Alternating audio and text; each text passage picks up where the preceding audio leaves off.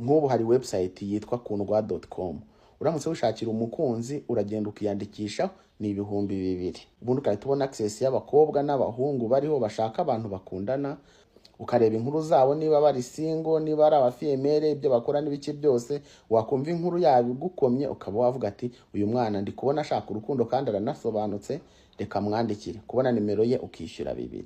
ubwo byose hamwe bihagarara 4,000. iyo ni kundwa.com. Yes, reka nongere mbifuriza ibihe byiza mwe mwese mwabashije kugera kuri no muyoboro wamenya n'ibinfo, ni wa muyoboro n'ubundi kugezaho update ziba zigiye zitandukanye.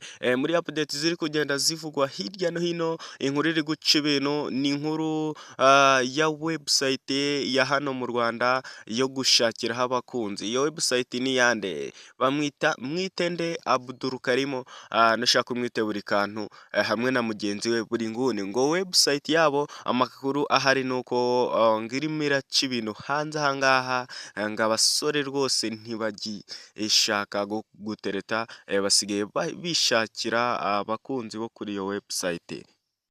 Byatangiye ryari rero? Ni website itamaze igihe kinini, ariko mu gihe gito imaze abantu bari kuyikurikira hano mu Rwanda, imibare irimo irazamuka ku muvuduko udasanzwe. Ngira ngo n'ubundi mu minsi yashize, nko mu minsi 3-4 gutyo ishize, amakuru yari ari kuvuga yuko kuri iyi website abantu barenga 1,200 bari bamaze kubonera abakunzi kuri no website bayita kundwa.com. Ukijya muri Google ukayisacinga uhita ubona website iriho akarogo k'umutima kari k'umweru kari mu ibara ry'umutuku.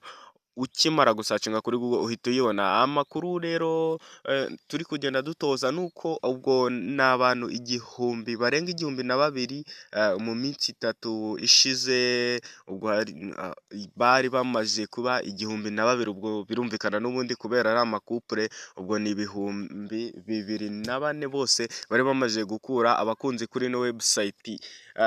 Buri kantu we ubwe arivugira ati ku 4,000 byawe uragenda ukajya kuri website ukabasha kuhakura umukunzi muzagenda mukarambana.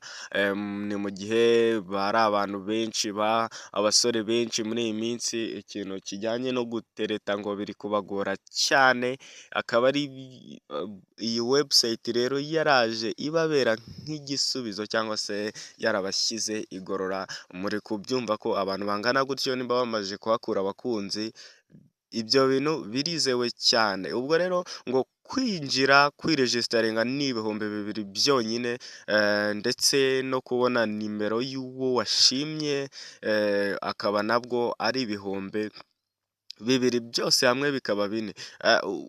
Ikindi kandi ahangaha kuri iyi website haba hari imyirondoro y'umuntu n'undi uri kuri iyo website, yaba icyo akora, ibyo akunda, ese nimba yarayigeze abona umukunzi, nimba yarigeze abamariye, cyangwa se nimba yarari single. Ibintu byose, amakuru yose aba ariho kuri iyo website ya buri kantu na buri nguni. Iyo web rero iri guca ibintu. Nawe niba hari wumva ushaka umukunzi, nyarukirayo ugende urebe uko byifashe. Njyewe nyita Menya Nibi, iyi ni Menya Nibi info. Buri muntu wese kandi wakanze subscribe kuri uno muyoboro, mbibutsa ko abona update nk'izi ngizi buri kanya. Mu kanya gato dusubire.